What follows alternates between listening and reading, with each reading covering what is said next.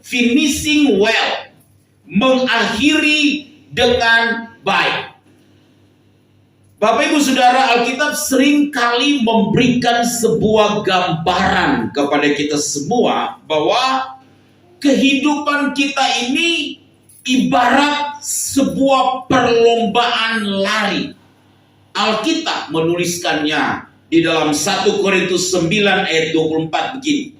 Tidak tahukah kamu bahwa dalam gelanggang pertandingan semua peserta turut berlari, tetapi bahwa hanya satu orang saja yang mendapat hadiah. Karena itu berlarilah begitu rupa sehingga kamu memperolehnya. Nah, Bapak Ibu Saudara, kita pernah melihat perlombaan lari pastinya, atau setidaknya kita pernah berlari. Nah, dalam sebuah perlombaan lari tentu harus dimulai dengan sebuah garis yang kita sebut dengan garis start. Maka disitulah awal dari seorang peserta yang akan berlomba untuk berlari, dia memulainya. Kehidupan iman kita kan kata Alkitab adalah sebuah perlombaan. Nah, karena itu demikian juga dalam perjalanan kita, Bapak Ibu Saudara, dalam kita mengiring Tuhan. Perjalanan kita dalam menuju ke kekekalan. Kita kan di dunia ini cuma tempat kita singgah sementara kan. Start awal kita adalah sebagai orang percaya yang menuju kepada kekekalan adalah kita memulai dengan namanya sebuah kelahiran kembali. Satu kelahiran baru. Kelahiran baru itu adalah langkah awal. Start. Kita mulai dari situ. Jadi begini Bapak Ibu Saudara. Kita tidak mungkin menuju ke kekekalan kalau kita belum pernah dilahirkan kembali. Oke? Lahir baru itu adalah ketika kita mengambil keputusan untuk menerima Yesus sebagai Tuhan dan Juru Selamat pribadi kita. Kita memberi hidup kita kepada Tuhan. Kita mulai dari situ. Dan biasanya, ya, keputusan itu akan kita lihat ketika orang, kalau dia belum kenal Tuhan, dia akan memberi dirinya dibaptis. Seperti kata Paulus di dalam Roma pasal 6 ayat 3 dan ayat yang keempat. Kita mulai dari situ terlebih dahulu. Untuk langkah awal kita mengikuti Tuhan. Kita bersyukur kita sudah ada di dalam Tuhan. Tapi kalau saudara belum ada di dalam Tuhan, jangan tinggalkan tahun ini tanpa kepastian saudara sudah diselamatkan. Karena telah berada di dalam Tuhan. Ya, kita bersyukur kita telah memulainya dengan benar, memulainya dengan satu langkah yang tepat. Kita juga bersyukur kepada Tuhan bahwa kita itu telah masuk kategori sebagai orang percaya. Saya berharap begitu ya Bapak Ibu Saudara. Kita juga bersyukur bahwa kita juga mengikuti ibadah-ibadah secara rutin, itu baik sekali. Tapi pertanyaannya begini. Pertanyaannya begini Saudara. Apakah kita bisa mengakhiri semuanya itu dengan baik? Sampai pada akhirnya, bagaimana kita akan mengakhiri pertandingan iman kita? Apakah kita akan finishing well? Ataukah kita akan finishing bad? Apakah kita akan mengakhiri dengan baik? Atau mengakhiri dengan buruk? Apakah kita tahun 2021 yang kita akan akhiri ini berapi-api melayani Tuhan? Masihkah kita di tahun berikut-berikutnya berapi-api melayani Tuhan? Apakah kita itu begitu giat tahun ini dan tahun sebelumnya setiap beribadah kepada Tuhan, memiliki kerinduan yang kuat untuk bertumbuh? Masihkah kita akan melakukan itu sampai akhir hidup kita? Itu yang perlu kita renungkan bersama-sama. Saudara-saudara, menjawab pertanyaan ini sangat penting. Karena sesungguhnya begini, Tuhan itu senantiasa tertarik berbicara tentang finish daripada start. Tuhan itu senantiasa tertarik berbicara tentang akhir daripada awal. Saya telah mengamati begini. Ternyata tidak semua mengakhirinya dengan baik. Saya harus beritahu itu, saudara. Tidak semua mengakhiri dengan baik. Saya telah melihat anak-anak teologi yang sekolah teologi ini. Iya, itu juga tidak mengakhiri dengan baik. Maksudnya nggak mengakhiri dengan baik, anak teologi bisa pindah ke lain hati. Pendeta yang awalnya giat sungguh-sungguh dengan Tuhan, tapi akhir hidupnya nggak giat lagi loh dengan Tuhan. Pelayan-pelayan yang awalnya berapi-api, tapi bisa tinggalkan pelayanan loh, saudara. Bisa tinggalkan apa? Pekerjaan Tuhan. Saudara bisa mengamati keadaan yang ada di sekitar kita ini. Majelis, aktivis gereja, para pelayan, jemaat. Tidak semua ternyata mengakhiri dengan baik. Tidak semua finishing well. Saya berpikir begini, masalahnya di mana? Masalahnya ada di mana? Begini saudara-saudara. Hidup ini tidak mungkin tidak ada masalah. Itu yang harus kita pahami. Jadi kalau saudara ikut Tuhan supaya selesai masalah, kayaknya salah deh. Salah deh kalau kita ikut Tuhan supaya selesai masalah. Salah deh. Karena hidup ini pasti ada masalah. Tapi kita ikut Tuhan, kita bisa melewati semuanya bersama dengan Tuhan. Kalau kita ikut Tuhan hanya agar supaya kita diberkati Tuhan, itu juga keliru, saudara. Saudara tahu tokoh-tokoh Alkitab itu juga banyak di antara mereka kehidupannya itu berakhir dengan tragis, saudara, dan ditolak oleh Tuhan. Saul misalnya, Saul raja yang dipilih oleh Tuhan. Ya, ini raja yang dipilih oleh Tuhan, loh saudara, dikasih oleh Tuhan. Tapi tahukah saudara kehidupannya berakhir dengan tragis? Ya, dia akhirnya ditolak oleh Tuhan. Masalahnya di mana? Dia seorang raja, tapi di akhir hidupnya dia ditolak oleh Tuhan. Saudara tahu ada orang yang bernama Yudas. Yang jelas bukan teman kita ya, karena dia hidup masa Tuhan Yesus. Murid Tuhan loh, di antara 12 orang yang dipilih oleh Tuhan. Ini 12 orang yang dipilih oleh Tuhan. Tapi, tahukah saudara, dia menjual Tuhan Yesus. Dia mengkhianati Tuhan Yesus. Dan dia mati bunuh diri. Dia mati bunuh diri. Ada seorang yang bernama Salomo, raja yang besar. Sebelum dia dan sesudah dia, tidak ada raja yang seperti dia. Tapi di akhir hidupnya, saudara, hidupnya dicondongkan kepada berhala-berhala. Nah, ini masalahnya, saudara. Karena itu, saudara lihat Matius 19 ayat yang ke-30 dikatakan begini. Tetapi banyak orang yang terdahulu akan menjadi apa? Yang terakhir. Dan yang terakhir akan menjadi apa? Yang terdahulu. Memang ayat ini dibicarakan, ada yang menafsirkan ini bicara kepada orang Yahudi. Orang Yahudi yang dipilih Tuhan sebagai bangsa pilihan Tuhan, tapi mereka menolak Yesus. Sehingga mereka yang tadinya terdahulu, kemudian mereka menjadi yang terakhir. Bangsa-bangsa non-Yahudi yang terakhir menjadi yang terdahulu. Tapi kalau kita lihat konteks ini sebenarnya orang percaya. Tapi persoalannya, dalam konteks orang percaya, ada yang kata Alkitab terdahulu, kemudian menjadi yang terakhir. Yang terakhir menjadi yang terdahulu. Begini maksudnya. Saudara bisa lihat ada orang-orang yang telah awalnya melihat Tuhan dengan sungguh-sungguh. Tapi akhir hidupnya dia terhilang. Awalnya dia giat, tapi akhir hidupnya dia terhilang. Tapi ada orang yang mungkin baru pertama kali dia kenal Tuhan, tapi dia bisa mengakhirinya dengan baik. Itu maksudnya konteksnya. Itulah finishing well, saudara. Bagaimana kita mengakhiri dengan baik. Ada seorang peneliti namanya Robert Clinton. Dia menyelidiki tokoh-tokoh Alkitab, saudara-saudara. Dan dia mendapati begini.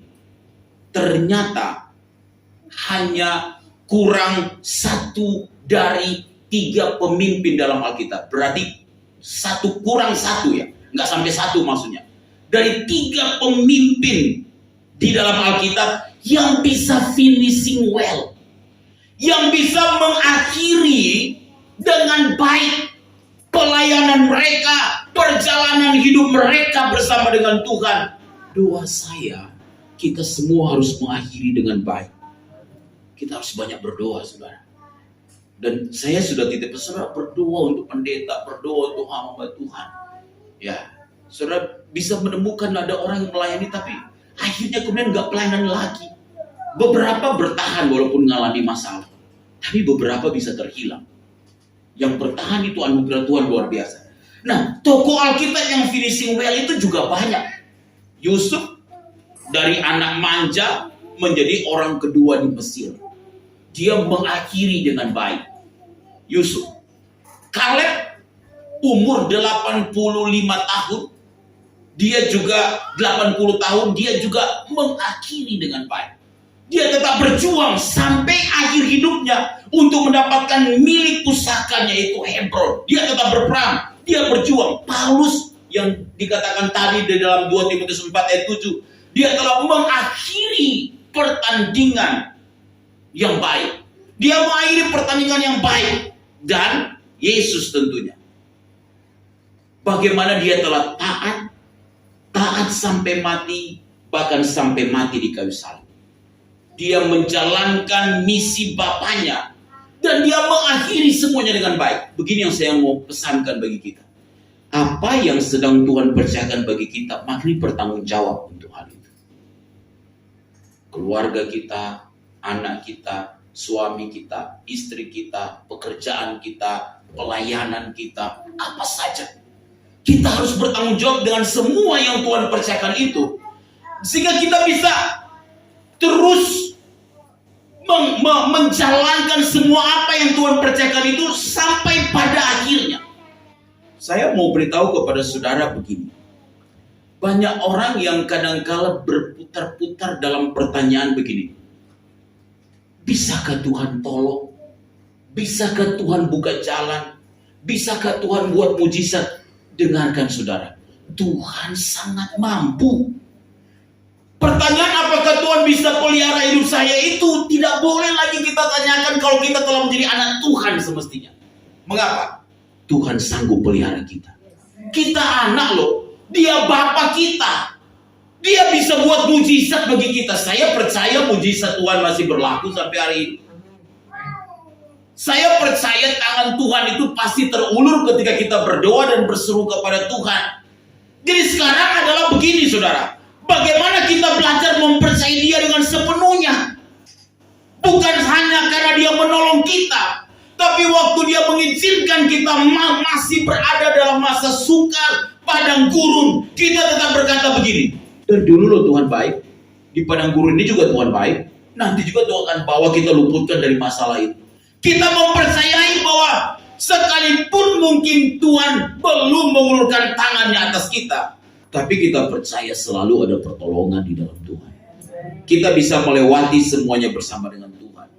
Sehingga kita tidak akan meragukan Tuhan dalam hidup saya dan saudara. Kita tidak akan mempertanyakan, masihkah Tuhan sanggup? Masihkah Tuhan mampu? Dengarkan saudara. Itu pertanyaan memang anak-anak yang tanya ke papanya, Pak, Papa sanggup nggak? Sanggup apa? Beri makan saya. Tersinggung nggak bapaknya? Emang kau lihat papa ini gimana? Nggak mampu. Tersinggung loh bapaknya. Jadi kalau kita bilang Tuhan sanggup nggak tolong saya? Tersinggung nggak Tuhan? Ini contohnya. Jadi kita mempercayai Tuhan itu betul-betul dengan hati kita yang sungguh-sungguh bahwa kita percaya kalau kita ikut Tuhan dengan sungguh-sungguh, maka Tuhan juga pasti sediakan yang kita perlukan. Kita percaya itu. Kita percaya kita bisa melewati semuanya. Kita percaya dalam doa-doa kita Tuhan juga menjawab doa kita. Dan termasuk ketika Tuhan menjawab doa kita, dia berkata begini, Nak, kayaknya itu bukan untukmu. Aku tidak akan memberikannya. Termasuk itu Tuhan menjawab doa kita. Jadi bukan Tuhan menjawab doa kita semua diberikan. Tuhan juga akan bilang, enggak. Seperti seorang ayah yang akan bilang kepada anaknya, enggak, kamu makan permen terus nanti gigimu rusak. Ya. Tapi Pak, permen itu enak. Tapi Pak, itu membuat damai. Gigimu copot nanti. Rusak. Enggak. Sekali begitu. Kalau ada orang tua bilang, iya permennya enak. Ini enggak permen. Ini tambah lagi. Ini sekantong lagi. Ini kan orang tua yang keliru cara berpikirnya. Nah, karena itu saudara, mari kita melihat bahwa tidak ada yang bisa kita ragukan tentang Tuhan dalam hidup kita sebenarnya. Karena itu kita percaya kebutuhan kita pasti Tuhan cukupkan. Kita tidak perlu takut untuk hal itu. Sekarang bagaimana kita menjalani semuanya? Apakah kita bisa finishing well? Mengakhiri semuanya dengan baik. Saya berdoa tak ada seorang pun di antara kita yang terhilang. Tetap setia sampai akhir. Ya, saudara bisa lihatlah beberapa orang di sekitar kita yang kita lihat mungkin di media sosial, yang dulu mereka di dalam Tuhan, tapi sekarang mereka nggak tahu berada di mana. Tidak berada di dalam tempat yang semestinya mereka berada. Apa masalahnya? Pasti ada sesuatu yang salah. Pasti ada sesuatu yang keliru. Saya bisa lihat orang-orang yang berkarunianya hebat, tapi akhirnya juga hidupnya hancur berantakan. Karakternya membuat dia terjebak dalam berbagai persoalan. Tidak ada cara yang lebih baik untuk kita bisa finishing well selain kita mendekatkan hidup kita kepada Yesus. Belajar dari Yesus. Tidak ada jalan yang lebih baik.